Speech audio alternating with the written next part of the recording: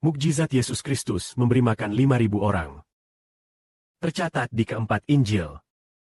Matius, Markus, Lukas, Yohanes semua mencatat mukjizat Yesus memberikan makan 5.000 orang. Mari kita baca apa yang ditulis oleh Rasul Yohanes tentang mukjizat Yesus memberi makan 5.000 orang. Mari kita baca sedikit. Di sini diceritakan Yesus menyeberangi Danau Galilea. Sekelompok besar orang mengikuti dia. Pada saat itu, Yesus menyembuhkan orang-orang sakit. Lalu mereka mengikuti Yesus ke sebuah bukit. Hari raya orang Yahudi sudah setengah jalan. Dan mereka melihat banyak orang datang. Pada saat itu, Yesus berkata kepada Filipus. Filipus adalah murid Yesus.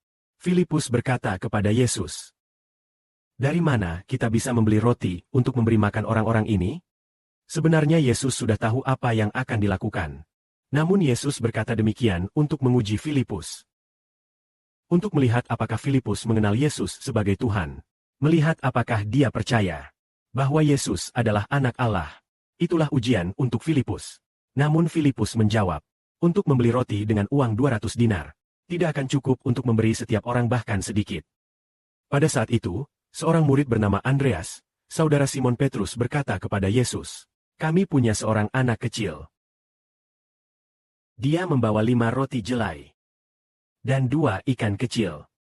Tapi dengan begitu banyak orang, itu tidak ada artinya. Tapi dengan begitu banyak orang, itu sangat sedikit."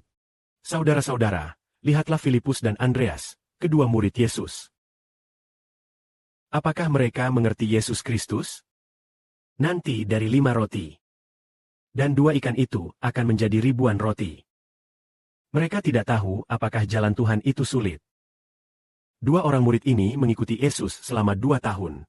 Namun mereka masih belum tahu bahwa Yesus akan membuat mukjizat, memberi makan banyak orang dengan 5 roti dan 2 ikan. Kedua murid ini belum tahu itu. Dan mereka disebut murid-muridnya. Mereka disebut murid-murid. Sekarang mari kita lihat apa yang Yesus lakukan.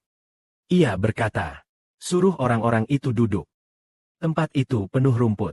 Terlihat di bukit yang penuh rumput. Mereka pun duduk. Ada sekitar 5.000 pria.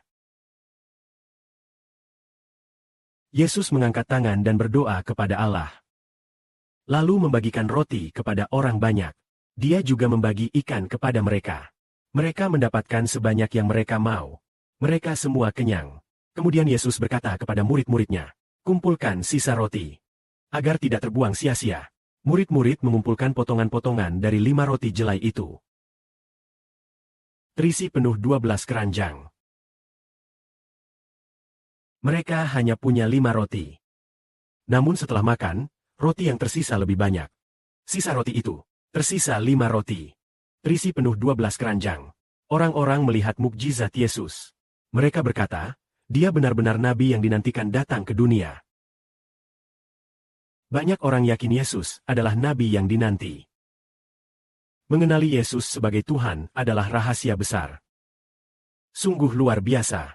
Hari ini kita terus membicarakan Yesus Kristus.